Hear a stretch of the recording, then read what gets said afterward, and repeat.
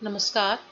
मैं वृंदा भारद्वाज आज आपके सामने मुंशी प्रेमचंद द्वारा रचित कहानी गबन के बारे में बताने जा रही हूँ। इसके कुछ भाग हम पहले ही सुन चुके हैं। आज 38 से शुरू करते हैं। वह रमानाथ जो पुलिस के भय से बाहर ना निकलता था, जो देवी दीन के घर में चोरों की तरह पड़ा जिंदगी के दिन पूरे कर रहा था, आज 2 महीने से राजसी भोग विलास में डूबा हुआ था। रहने को सुंदर सजा हुआ बंगला, सेवा टहल के लिए चौकीदार का एक दल, सवारी के लिए मोटर, भोजन पकाने के लिए एक कश्मीरी बावर्ची, बड़े बड़े अफसर उसका मुंह ताकते थे। उसके मुंह से बात निकली नहीं कि वह पूरी हो जाती थी। इतने ही दिनों में उसके मिजाज में इतनी नफासत आ गई थी कि मानो वह खानदानी रईस हो। विलास ने उसकी विवेक बुद्धि को सम्मोहित कर दिया था। उसे कभी इसका ख्याल भी नहीं आता कि मैं क्या कर रहा हूँ। वह मेरे हाथों कितने बेगुनाह का खून होने वाला है, उसे एकांत विचार का अवसर ही नहीं दिया जाता था। रात को वह अधिकारियों के साथ सिनेमा या थिएटर देखने जाता था। शाम को मोटरों की सैर करता। मनोरंजन के नित्य नए सामान होते रहते। जिस दिन अभियुक्तों को मजिस्ट्रेट ने सेशन सुपुर्द किया, सबसे ज्यादा खुशी उसी को हुई। उसे अपना सौभाग्य सूर्य उदय होता दिखाई देता था। पुलिस को मालूम था कि सेशन जज के इजलास में यह बाहर ना होगी। संयोग से जज हिंदुस्तानी थे और निष्पक्षता के लिए बदनाम। पुलिस हो या चोर, उसकी निगाह में बराबर था। वह किसी के साथ रियात ना करता था। इसलिए पुलिस ने रमा को एक बार उन स्थानों की सैर कराना जरूरी समझा जहां वारदात हुई थी। एक जमींदार की सजी सजाई कोठी में डेरा पड़ा। दिन भर लोग शिकार खेलते, रात को ग्रामोफोन सुनते, ताश खेलते और बजरों पर नदियों की सैर करते। ऐसा जान पड़ता था कि कोई राजकुमार शिकार खेलने निकला है। इस भोग विलास में रमा को अगर कोई अभिलाषा थी तो यह कि जालपा भी यहाँ होती। जब तक वह पराश्रित था, दरिद्र था, उसकी विलासेंद्रियां मानो मूर्छित हो रही थी। इन शीतल झोंकों ने उन्हें फिर सचेत कर दिया। वह इस कल्पना में मग्न था कि यह मुकदमा खत्म होते ही उसे अच्छी जगह मिल जाएगी। तब वह जाकर जालपा को मना लेगा और आनंद से जीवन सुख भोगेगा। हाँ, वह नए प्रकार का जीवन होगा। उसकी मर्यादा कुछ और ही होगी, सिद्धांत कुछ और ही होंगे। उसमें कठोर संयम होगा और पक्का नियंत्रण। अब उसके जीवन का कुछ उद्देश्य होगा, कुछ आदर्श होगा। केवल खाना, सोना और रूपों के लिए हाय हाय करना ही जीवन का व्यापार न होगा। इसी मुकदमे के साथ इस मार्गहीन जीवन का अंत हो जाएगा। दुर्बल इच्छा से ने उसे यह दिन दिखाया था। अब एक नए संस्कृत जीवन का स्वप्न दिखा रही थी। शराबियों की तरह ऐसे मनुष्य रोज ही संकल्प करते हैं, लेकिन उन संकल्पों का अंत क्या होता है? नए नए प्रलोभन सामने आते रहते हैं और संकल्प की अवधि में बढ़ती चली जाती है। नए प्रभात का उदय कभी नहीं होता। 1 महीना देहात की सैर के बाद रमा पुलिस के सहयोगियों के साथ अपने बंगले पर जा रहा था। रास्ता देवीदीन के घर के सामने आ था। कुछ दूर से ही उसे अपना कमरा दिखाई दिया। अनायास ही उसकी निगाहें ऊपर उठ गई। खिड़की के सामने कोई खड़ा था। इस वक्त देवीदीन वहां क्या कर रहा था? उसने जरा ध्यान से देखा। यह तो कोई औरत है, मगर औरत कहाँ से आई? क्या देवीदीन ने वह कमरा किराए पर तो नहीं उठा दिया? ऐसा तो उसने कभी नहीं किया था। मोटर जरा और समीप आई तो उस औरत का चेहरा साफ नजर आने लगा। रमा चौंक पड़ा। यह तो जालपा है। बेशक जालपा है, मगर नहीं, जालपा यहाँ कैसी आएगी? मेरा पता ठिकाना उसे कहाँ मालूम है? कहीं बुड्ढे ने खत में तो कुछ नहीं लिख दिया? जालपा ही है। नायब दरोगा मोटर चला रहा था। रामा ने बड़ी मित्रता से कहा, सरदार साहब 1 मिनट के लिए रुक जाइए, मैं जरा देवीदीन से एक बात कर लूं। नायब ने मोटर जरा धीमी कर दी, लेकिन फिर कुछ सोचकर उसे आगे बढ़ा दिया। रमा ने तेज होकर कहा, आप तो मुझे कैदी बनाए हुए हैं। नायब ने खिसियाकर कहा, आप तो जानते हैं डिप्टी साहब कितने जल्द जामे से बाहर आ जाते हैं। बंगले पर पहुंचकर रमा सोचने लगा, जालपा से कैसे मिलूं? वह जालपा ही थी, इसमें अब कोई सुबह ना था। आंखों को कैसा धोखा देता। हृदय में एक ज्वाला सी उठी हुई थी। क्या करूं, कैसे जाऊं? उसे कपड़े उतारने की सुधि भी ना रही। 15 मिनट तक वह कमरे के द्वार पर खड़ा रहा। कोई हिम्मत न सूझी। लाचार पलंग पर लेटा रहा। जरा ही देर में वह फिर उठा और सामने सहन में निकल गया। सड़क पर उसी वक्त बिजली रोशन हो गई। फाटक पर चौकीदार खड़ा था। रमा को उस पर इस समय इतना क्रोध आया कि गोली मार दे। अगर मुझे कोई अच्छी जगह मिल गई होती तो एक एक को समझूंगा। तुम्हें तो डिसमिस करा के ही छोड़ूंगा। कैसा शैतान की तरह सिर पर सवार है। मुंह तो देखो, जरा मालूम होता है।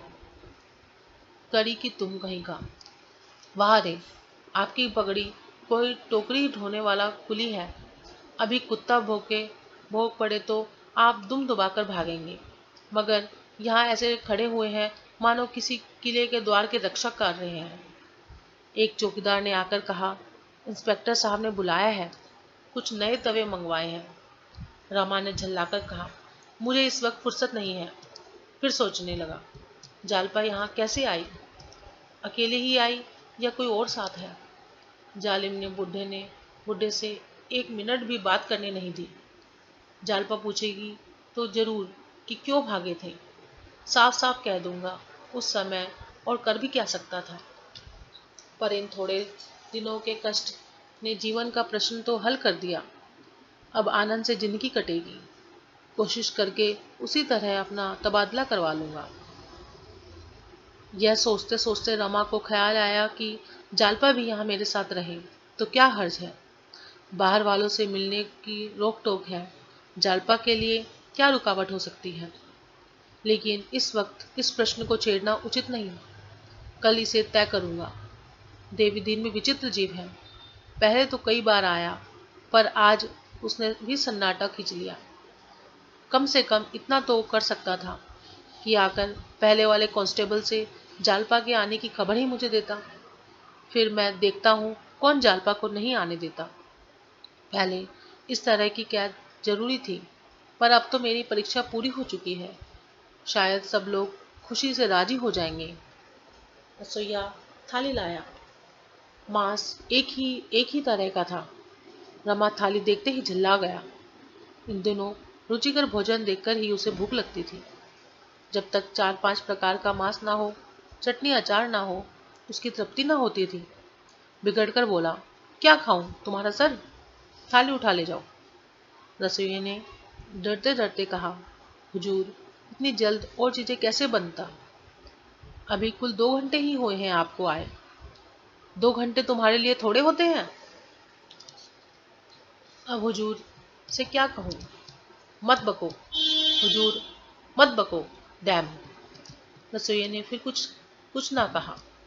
बोतल लाया, बर्फ तोड़कर गिलास में डाली और पीछे हटकर खड़ा हो गया। रमा को इतना क्रोध आ रहा था कि रसोइयों को नोच खाए। उसका मिजाज इन दिनों बहुत तेज हो गया था। शराब का दौर शुरू हुआ तो रमा का गुस्सा और भी तेज हो गया।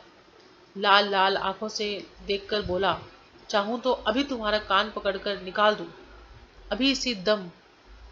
तुमने मुझे समझा क्या है? उसका क्रोध बढ़ता देखकर रसोइया चुपके से सरक गया। रमा ने गिलास लिया और 2-4 लुकमे खाकर बाहर टहलने चला गया। यही धुन सवार थी, कैसे यहाँ से निकल जाऊं। एकाएक उसे ऐसा जान पड़ा कि ताल के बाहर वृक्षों की आड़ में कोई है। हाँ, कोई खड़ा है, उसकी तरफ ताक रहा है, शायद इशारे से अपनी तरफ बुला रहा है। रमानाथ का दिल धड़कने लगा। कहीं षड्यंत्रकारियों ने उसके प्राण लेने की तो नहीं ठानी। यह आशंका सदैव बनी ही रहती थी। इसी ख्याल से वह रात को बंगले के बाहर बहुत कम निकलता था। आत्मरक्षा के भाव से उसे अंदर चले जाना ही प्रेरणा की। उसी वक्त एक मोटर सड़क पर निकली। उसके प्रकाश में रमा ने देखा कि वह अंधेरी छाया स्त्री है। उसकी साड़ी साफ नजर आ रही थी। फिर उसे ऐसा मालूम हुआ कि वह स्त्री उसकी ओर आ रही है। उसे फिर शंका हुई, कोई मर्द यह वेश बनाकर मेरे साथ छल तो नहीं कर रहा। वह जो जो पीछे हटता वह छाया उसकी ओर बढ़ती गई, यहाँ तक कि तार के पास आकर उसने कोई चीज रमा की तरफ फेंकी। रमा चीख मारकर पीछे हट गया, मगर वह केवल एक लिफाफा था। उसे कुछ तरकीब तस्कीन हुई। उसने फिर जो सामने देखा तो वह छाया अंधकार में विलीन हो गई थी। रमा ने लपक कर वह लिफाफा उठा लिया। भय भी था और कौतूहल भी। भय कम था, कौतूहल अधिक। लिफाफे को हाथ में लेकर देखने लगा। सिरनामा देखते ही उसके हृदय में फुहारियां सी उड़ने लगी। लिखावट जालपा की थी। उसने फौरन लिफाफा खोला। जालपा ही की लिखावट है। उसने एक ही सांस में पत्र पर डाला, तब एक लंबी सांस ली। उसी सांस के साथ चिंता का वह भीषण भार, जिसने आज 6 महीने में से उसकी आत्मा को दबा कर रखा हुआ था, वह सारी मनोव्यथा जो उसका जीवन रक्त चूस रही थी, वह सारी दुर्बलता, लज्जा, ग्लानि मानो उड़ गई, छूमंतर हो गई। इतनी स्फूर्ति, इतना गर्व, इतना आत्मविश्वास उसे कभी ना हुआ था। पहली सनक यह सवार हुई कि अभी चलकर दारोगा से कह दूं, मुझे इस मुकदमे से कोई सरोकार नहीं है। लेकिन फिर ख्याल आया, बयान तो अब हो ही चुका है। जितना अपयश मिलना था वह मिल चुका। अब उसके साथ फल से क्यों हाथ धोऊं? मगर इन सबों के मुझे कैसे चकमा दिया और अभी तक मुगालते में डाले हुए हैं। सब के सब मेरी दोस्ती का दम भरते हैं, मगर अभी तक असली बात छिपाए हुए हैं। अब भी इन्हें मुझ पर विश्वास नहीं। अभी इसी बात पर अपना बयान बदल दूं तो आटे दाल का भाव मालूम हो जाएगा। मुझे कोई जगह ना मिलेगी। बला बला से इन लोगों ने मंसूबे की खाक मिल जाएगी।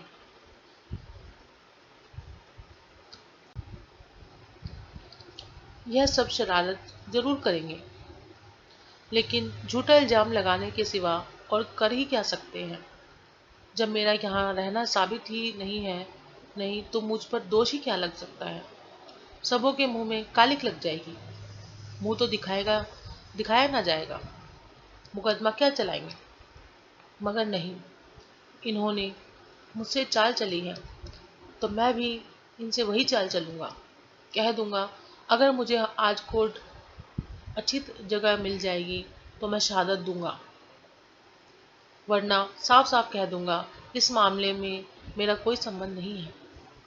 नहीं तो पीछे से किसी छोटे मोटे थाने में नायब दारोगा बनाकर भेज दे और वहां सड़ा करूंगा लूंगा इंस्पेक्टरी, और कल 10 बजे मेरे पास नियुक्ति का परवान आ जाना चाहिए।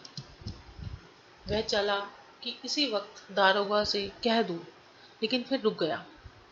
एक बार जालपा से मिलने के लिए उसके प्राण तड़प रहे थे। सके प्रति इतना अनुराग, इतनी श्रद्धा उसे कभी न हुई थी। मानो वह कोई देवी हो जिसे देवताओं ने उसकी रक्षा के लिए भेजा हो। 10 बज गए थे। रमानाथ ने बिजली गुल कर दी और बरामदे में आकर जोर से किवाड़ बंद कर दिया, जिससे पहरे वाले सिपाहियों को मालूम हो अंदर से किवाड़ बंद करके सो रहे हैं।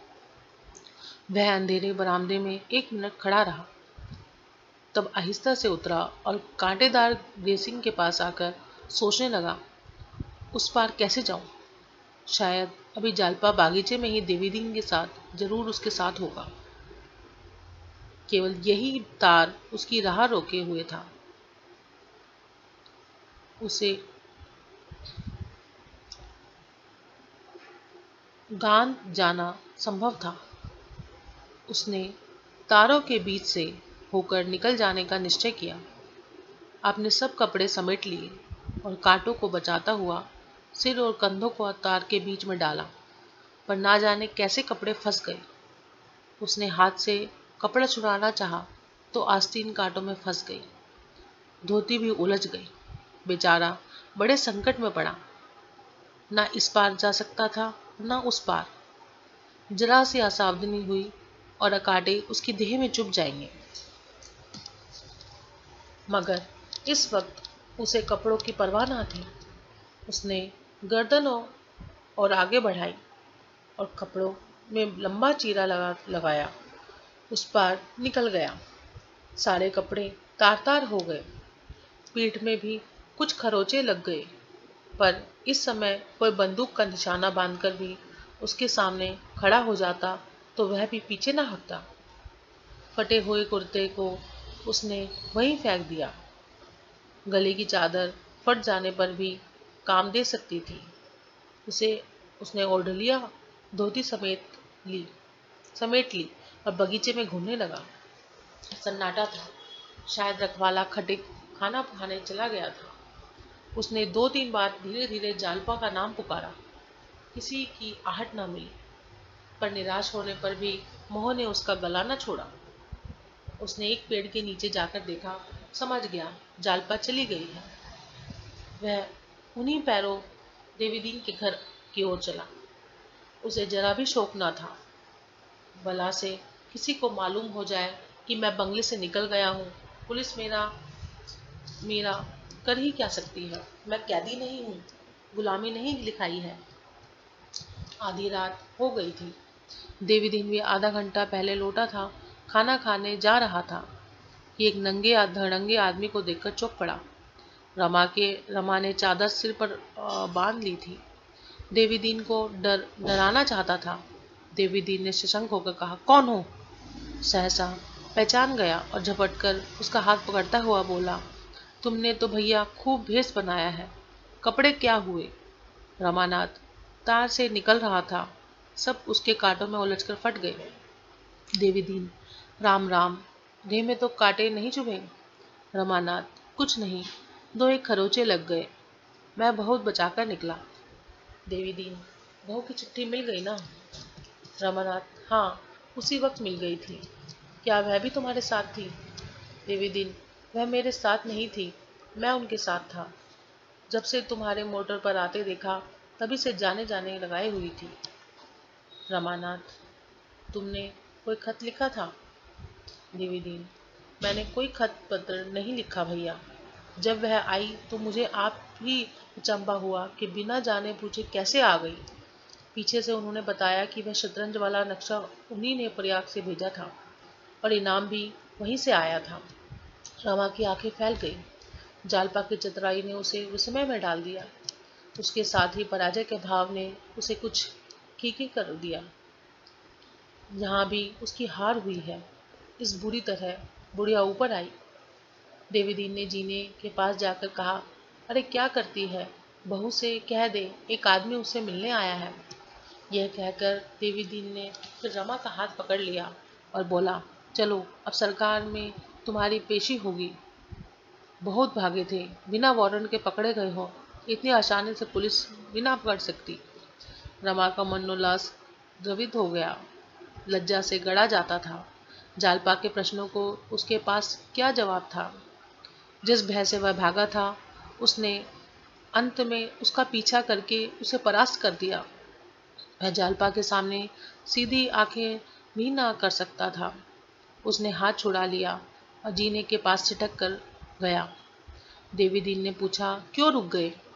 रमा ने सिर खुजलाते हुए कहा, चलो मैं आता हूँ। बुढ़िया ने ऊपर से ही पूछा, कौन आदमी है, कहाँ से आया है? देवीदीन ने विनोद किया और कहता है, मैं जो कुछ कहूँगा बहू से ही कहूँगा। कोई चिट्ठी लाया है? नहीं। सन्नाटा हो गया। देवीदीन ने एक क्षण के बाद पूछा, कह दूँ लौट जाए?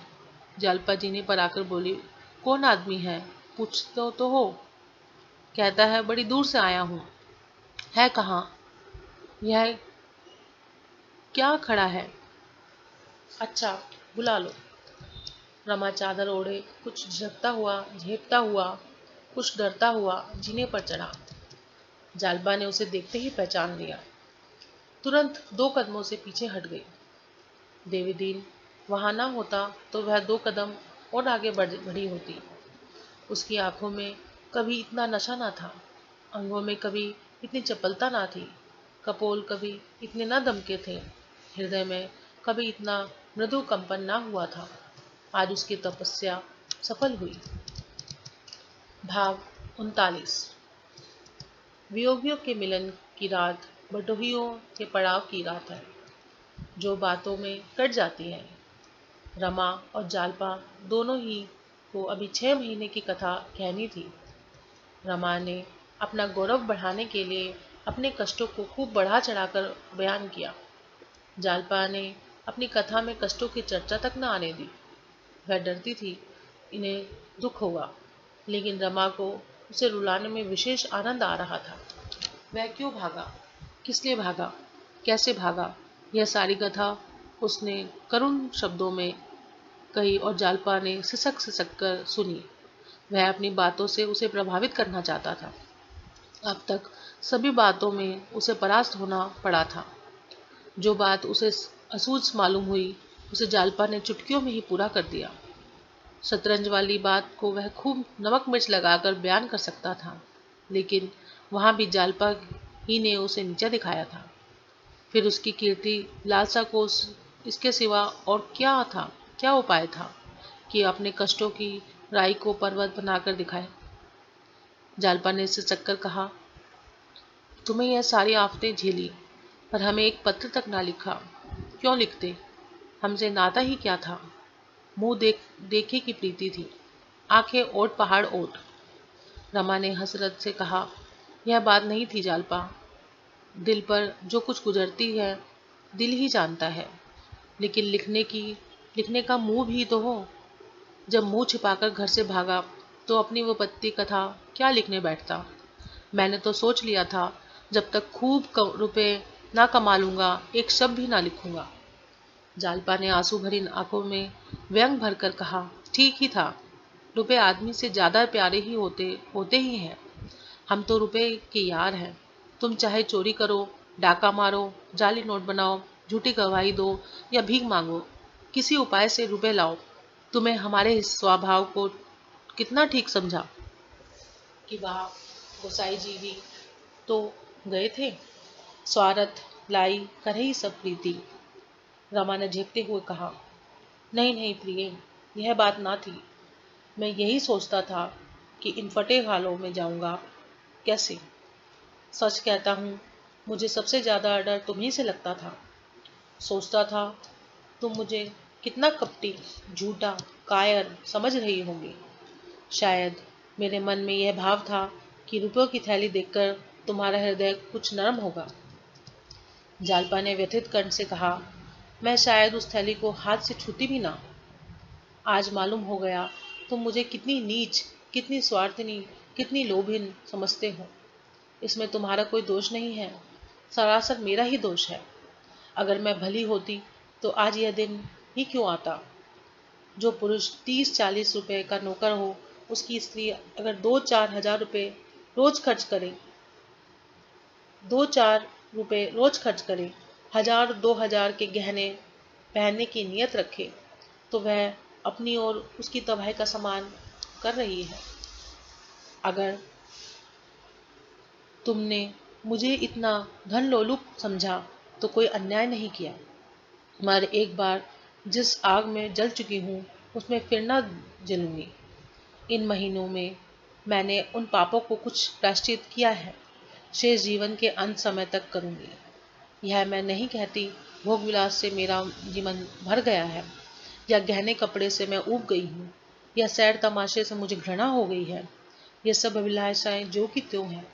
अगर तुम अपने पुरुषार्थ से, अपने परिश्रम से, अपने सदुपयोग से उसको पूरा कर सको तो क्या कहलाओ, लेकिन नियत खोटी करके, आत्मा को कलुषित करके 1 लाख भी लाओ तो मैं उसे ठुकरा दूंगी। जिस वक्त मुझे मालूम हुआ कि तुम पुलिस के गवाह बन गए हो। मुझे इतना दुख हुआ कि मैं उसी वक्त दादा को साथ लेकर तुम्हारे बंगले तक गई, मगर उसी दिन तुम बाहर चले गए और आज लौटे हो। मैं इतने आदमियों का खून अपनी गर्दन पर नहीं लेना चाहती। तुम अदालत में साफ साफ कह दो कि मैंने पुलिस के चकमे में आकर गवाही दी थी। मेरा एक मामले में इस सब मामले में कोई संबंध नहीं है। रमा ने चिंतित होकर कहा, जब से तुम्हारा खत मिला तभी से मैं इस प्रश्न का विचार कर रहा हूँ, लेकिन समझ में नहीं आता क्या करूँ। एक बात कहकर मुकर जाने का साहस मुझ में नहीं है। बयान तो बदलना ही पड़ेगा। आखिर कैसे? मुश्किल क्या है? जब तुम्हें मालूम हो गया है कि म्यूनिसिपैलिटी का तुम्हारे ऊपर कोई मुकदमा नहीं चल रहा, तो फिर किस बात का डर? डर ना हो, झेप भी तो कोई चीज है। जिस मुंह से एक बात कही उस मुंह से मुकर जाऊं, यह तो मुझसे ना होगा। फिर मुझे कौन अच्छी जगह मिल सक जाएगी, आराम से जिंदगी बसर होगी। मुझ में गली गली ठोकरे खाने का बूता नहीं है। जालपा ने कोई जवाब ना दिया। वह सोच रही थी, आदमी में स्वार्थ की मात्रा कितनी अधिक होती है। रमा ने फिर धृष्टा की और कहा, कुछ मेरी गवाही पर तो सारा फैसला नहीं हो जाता। मैं बदल भी जाऊं तो पुलिस कोई दूसरा आदमी लाकर खड़ा कर देगी। अपराधियों की जान तो किसी तरह नहीं बच सकती। हाँ, मैं मुफ्त में मारा जाऊंगा।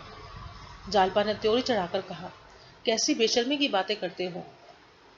क्या तुम इतने गए बीते हो कि अपनी रोटियों के लिए दूसरों का गला काटोगे? मैं इसे नहीं सह सकती। मुझे मजदूरी करना, भूखों मर जाना मंजूर है। बड़ी से बड़ी विपत्ति जो संसार में है वह सिर पर ले सकती हूँ, लेकिन किसी का बुरा करके स्वर्ग पर राज नहीं कर सकती। रमा इस आदर्शवाद से चिढ़कर बोला, तो क्या तुम चाहती हो कि मैं यहाँ कुलीगिरी करूं? जालपा, नहीं, मैं यह नहीं चाहती, लेकिन अगर कुलीगिरी करनी भी पड़े तो वह खून से तर रोटियों से कई बढ़कर है।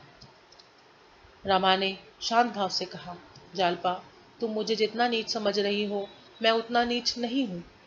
बुरी बात सभी को बुरी लगती है, उसका दुख मुझे भी है। मेरे हाथों इतने आदमियों का खून हो रहा है, लेकिन परिस्थिति ने मुझे लाचार कर दिया है। मुझ में अब ठोकरे खाने की शक्ति नहीं है।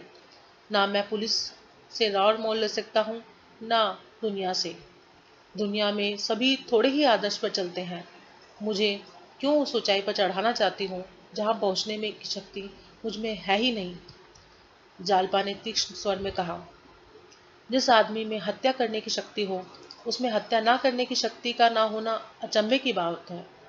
जिसमें दौड़ने की शक्ति हो उसमें खड़े रहने की शक्ति ना होना, इसे कौन मानेगा। जब हम कोई काम करने की इच्छा करते हैं तो शक्ति अपने आप ही आ जाती है। तुम यह निश्चय कर लो कि तुम्हें बयान बदलना है, बस, और बात आप आ जाएगी। रमा सिर झुकाए हुए सुनता रहा। जालपा ने और आवेश में आकर कहा, अगर तुम्हें यह पाप की खेती करनी है तो मुझे आज ही यहाँ से विदा कर दो। मैं मुंह पे कालिक लगाकर यहाँ से चली जाऊंगी और फिर तुम्हें देख करने ना आऊंगी। तुम आनंद से रहना, मैं अपना पेट मेहनत मजदूरी करके पाल लूंगी। अभी प्रायश्चित पूरा नहीं हुआ, इसलिए यह दुर्बलता हमारे पीछे पड़ी हुई है। मैं देख रही हूँ ये हमारा सर्वनाश करके छोड़ेगी। रमा के दिल पर कुछ चोट लगी। सिर खुजाकर बोला, चाहता तो मैं भी हूँ कि किसी तरह से मुसीबत से जान बचे, तो बचाते क्यों नहीं। अगर तुम्हें कहते हुए शर्म आती है तो मैं चलूँ, यही अच्छा होगा। मैं भी चली चलूँगी और तुम्हारे सुपरिटेंडेंट साहब से सारा वृतांत साफ साफ कह दूंगी। रमा का सारा पेशोपेश गायब हो गया। अपनी इतनी दुर्गति वह ना कराना चाहता था कि उसकी स्त्री जाकर उसकी वकालत करे। बोला, तुम्हारे चलने की जरूरत नहीं है जालपा, मैं उन लोगों को समझा दूंगा। जालपा ने जोर देकर कहा, साफ बताओ, अपना बयान बदलोगे या नहीं। रमा ने मानो कोने में दबोकर कहा, कहता तो हूँ बदल दूंगा, मेरे कहने से या अपने दिल से। तुम्हारे कहने से नहीं, अपने दिल से। मुझे कुछ खुद ही ऐसी बातों से घृणा है। सिर्फ जरा हिचक ही थी, वह तुमने निकाल दी। फिर और बातें होने लगी। कैसे पता चला कि रमा ने रुपए उड़ा दिए, रुपए अदा कैसे हो गए, लोगों ने गबन की खबर हुई या घर में ही दबकर रह गई? रतन पर क्या गुजरी? गोपी क्यों इतनी जल्द चला गया? दोनों कुछ पढ़ रहे हैं या उसी तरह आवारा फिरा करते हैं? आखिर में अम्मा और दादा का जिक्र आया। फिर जीवन के मंसूबे बांधो जाने लगे। जालपा ने कहा, घर चलकर रतन से थोड़ी सी जमीन ले लें और आनंद से खेती बाड़ी करें। रमा ने कहा, कहीं उससे अच्छा है कि यहाँ चाय की दुकान खोलें। इस पर दोनों ने मुबाहसा हुआ। आखिर रमा को हार माननी पड़ी। यहाँ रहकर वह घर की देखभाल ना कर सकता था, भाइयों को शिक्षा ना दे सकता था और ना माता पिता की सेवा सत्कार कर सकता था। आखिर घर वालों के प्रति भी उसका कुछ कर्तव्य था। रमा निरुत्तर हो गया। भाग 40। रमा मुंह अंधेरे अपने बंगले जा पहुंचा। किसी को कानो कान खबर ना हुई। नाश्ता करके रमा ने खत साफ किया, कपड़े पहने दारोगा के पास आ गया। त्योरियां चढ़ी हुई थी। दारोगा ने पूछा, खैरियत तो है? नौकरों ने कोई शरारत तो नहीं की? रमा ने खड़े खड़े कहा, नौकरों ने नहीं, आपने शरारत की। आपके मातहतों अफसरों और सब ने मिलकर मुझे उल्लू बनाया। दारोगा ने कुछ घबराकर पूछा, आखिर क्या बात हुई? कहिए तो। रमानाथ, बात यही है कि मुझे इस मामले में अब कोई शहादत ना दूंगा। उससे मेरा कोई ताल्लुक नहीं। आपने मेरे साथ चाल चली और वारंट की धमकी देकर मुझे शहादत देने पर मजबूर किया। अब मुझे मालूम हो गया है कि मेरे ऊपर कोई इल्जाम है ही नहीं। आप लोगों का चकमा था। पुलिस की तरफ से शहादत नहीं देना चाहता। मैं आज जज साहब से साफ कह दूंगा, बेगुनाहों का खून अपनी गर्दन पर ना लूंगा। दारोगा ने तेज होकर कहा, आपने खुद गबन तस्लीम किया था। रमानाथ, मिजान की गलती थी, गबन ना था। म्यूनिसिपैलिटी ने मुझ पर कोई मुकदमा नहीं चलाया। यह आपको मालूम कैसे हुआ? इससे आपको कोई बहस नहीं करनी। मैं शहादत ना दूंगा, साफ साफ कह दूंगा। पुलिस ने मुझे धोखा देकर शहादत लिखवाई थी। जिन तारीखों का वह वाक्य है, उन तारीखों में मैं इलाहाबाद में था। म्यूनिसिपल ऑफिस में मेरी हाजिरी मौजूद है। दारोगा ने इस आपत्ति को हंसी में उड़ाने की चेष्टा करने को कहा। अच्छा साहब, पुलिस ने धोखा ही दिया, लेकिन उसका खातिर खातिर ख्वाह इनाम देने का भी तो हाजिर है। कोई अच्छी जगह मिल जाएगी, मोटर पर बैठे हुए सैर करोगे। खुफिया पुलिस में कोई जगह मिल जाएगी तो चैन ही चैन। सरकार की नज़रों में इज्जत और रसूख कितना बढ़ जाएगा। जो मारे मारे फिरते हो, शायद किसी दफ्तर में क्लर्क की नौकरी ही मिल जाए, वह भी बड़ी मुश्किल से। यहाँ तो बैठे बैठाए तरक्की का दरवाज़ा खुला हुआ है। अच्छी तरह कारगुजारी हो रही तो एक दिन राय बहादुर, मुंशी रमानाथ डिप्टी सुपरिटेंडेंट हो जाओगे। तुम्हें हमारा एहसान मानना चाहिए और आप उल्टे हमसे खफा हैं। रमा पर इस प्रलोभन का कुछ असर ना हुआ। बोला, मुझे क्लर्क बनना मंजूर है। इस तरह की तरक्की नहीं चाहता। यह आपको ही मुबारक हो। इतने में डिप्टी साहब और इंस्पेक्टर भी आ पहुंचे। रमा को देखकर इंस्पेक्टर साहब ने गरमाया, हमारे बाबू साहब तो पहले ही से तैयार बैठे हैं, बस इसी की कारगुजारी पर वारा न्यारा है। रमा ने इस भाव से कहा, मानो मैं भी अपना नफा नुकसान समझता हूँ। जी हाँ, आज वारा न्यारा कर दूंगा। इतने दिनों तक आप लोगों के इशारे पर चला, अब अपनी आंखों से देखकर चलूंगा। इंस्पेक्टर ने दारोगा का मुंह देखा, दारोगा ने डिप्टी का मुंह देखा, डिप्टी ने इंस्पेक्टर का मुंह देखा। यह कहता क्या है? इंस्पेक्टर साहब विस्मित होकर बोले, क्या बात है? हल्फ से कहता है, आप कुछ नाराज मालूम होते हैं। रामानाथ, मैंने फैसला किया है कि आज अपना बयान बदल दूंगा। बेगुनाहों का खून नहीं कर सकता। इंस्पेक्टर ने दया भाव से उसकी तरफ देखकर कहा, आप बेगुनाहों का खून नहीं कर रहे हैं, अपनी तकदीर की इमारत खड़ी कर रहे हैं। हल्फ से कहता हूँ, ऐसे मौके बहुत कम आदमियों को मिलते हैं। आज क्या बात हुई? आप इतने खफा क्यों हो गए? आपको कुछ मालूम है? दारोगा साहब, आदमियों ने तो कोई शोकी नहीं की। अगर किसी ने आपका मिजाज के खिलाफ कोई काम किया है तो उसे गोली मार दी जाएगी। हल्फ से कहता हूँ। दारोगा मैं अभी जाकर पता लगाता हूँ। रमानाथ, आप तकलीफ ना करें, मुझे किसी से शिकायत नहीं है। मैं थोड़े से फायदे के लिए अपने ईमान का खून नहीं कर सकता। 1 मिनट सन्नाटा रहा। किसी को कोई बात न सूझी। दारोगा कोई दूसरा चकमा सोच रहे थे, इंस्पेक्टर कोई दूसरा प्रलोभन, डिप्टी एक दूसरी ही फिक्र में था। रुखेपन से बोला, रमा बाबू, यह अच्छी बात ना होगा। रमा ने भी गर्म होकर कहा, आपके लिए ना होगी, मेरे लिए तो सबसे अच्छी बात यही है। डिप्टी, नहीं, आपका वास्ते इसमें बुरा दूसरा बात नहीं है। हम तुमको छोड़ेगा नहीं। हमारा मुकदमा चाहे बिगड़ जाए, लेकिन हम तुमको ऐसा लेसन देगा कि तुम उम्र भर ना भूलेगा। आपको वही गवाही देना होगा जो आपने दिया है। अगर कुछ गड़बड़ करेगा तो गोलमाल किया तो हम तुम्हारे साथ दोस्ता बर्ताव करेगा। एक रिपोर्ट में तुम यूं कलाइयों का ऊपर नीचे रखकर चला गया। यूं कहते हुए उसने आंखें निकालकर रमा को देखा, मानो कच्चा ही खा जाएगा। रमा सहम उठा। इन आतंक से भरे शब्दों को उसने विचलित कर दिया। यह सब कोई झूठा मुकदमा चलाकर उसे फंसा दे तो उसकी कौन रक्षा करेगा। उसे यह आशा न थी कि डिप्टी साहब, जो शील और विनय के पुतले बने हुए थे, एक बारगी या रुद्र रूप धारण कर लेंगे, मगर वह इतनी आसानी से दबने वाला न था। तेज होकर बोला, आप मुझसे जबरदस्ती शहादत दिलाएंगे? डिप्टी ने पैर पटकते हुए कहा, हाँ, जबरदस्ती दिलाएगा। रमानाथ, ये अच्छी दिल लगी है। डिप्टी, टॉम पुलिस को धोखा देना दिल लगी समझता है। अभी 2 गवाह देकर साबित कर देगा कि तुम राजद्रोह की बात कर रहा था। बस चला जाएगा 7 साल के लिए। चक्की पीसते पीसते हाथ में गड्ढा पड़ जाएगा। यह चिकना चिकना गाल नहीं रहेगा। रमा जेल से डरता था। जेल जीवन की कल्पना से ही उसके रोए खड़े हो गए थे। जेल के भय से उसने यह गवाही देना स्वीकार की थी। वही भय इस वक्त भी उसे कातर करने लगा। डिप्टी भाव विज्ञान का ज्ञाता था। आसन का पता पा गया। बोला, वहाँ हलवा पूरी नहीं पाएगा। धूल मिला हुआ आटा का रोटी, गोभी के सड़े हुए पत्तों का रस और अरहर के दाल का पानी खाने को पावेगा।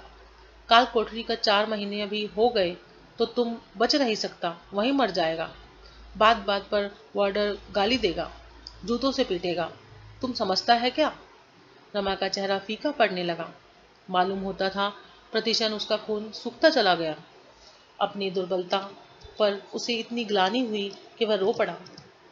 कांपती हुई आवाज से बोला, आप लोगों की यह इच्छा है तो यही सही, भेज दीजिए जेल। मर ही जाऊंगा ना, फिर तो आप लोगों ने मेरा गला छूट जाएगा। अभी आप यहाँ तक मुझे तबाह करने पर आमादा है तो मैं भी मरने को तैयार हूँ। जो कुछ होगा देखा जाएगा। उसका मन दुर्बलता की उस दशा को पहुंच गया था जब जरा सी सहानुभूति, जरा सी सहृदयता सैकड़ों धमकियों से कहीं कारगर हो सकती थी। इंस्पेक्टर साहब ने मौका ताड़ दिया।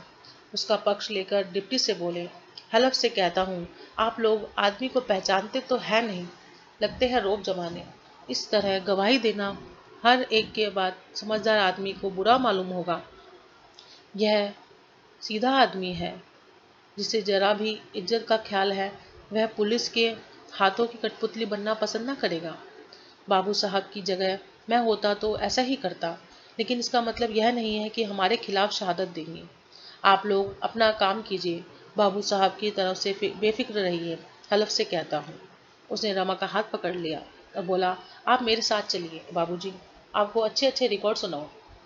रमा ने रूठे हुए बालक की तरह हाथ छुड़ाकर कहा, मुझे दिख न दीजिए इंस्पेक्टर साहब, अब तो मुझे जेलखाने में मरना है।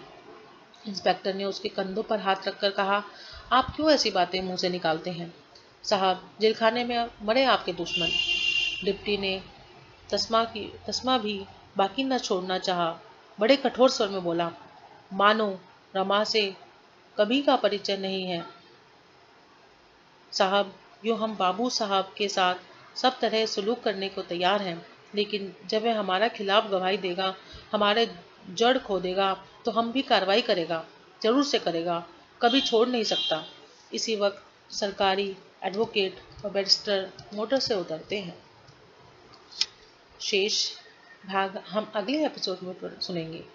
अगर आपको कहानी अच्छी लगी हो तो आप इसे शेयर और लाइक ज़रूर कीजिएगा। धन्यवाद।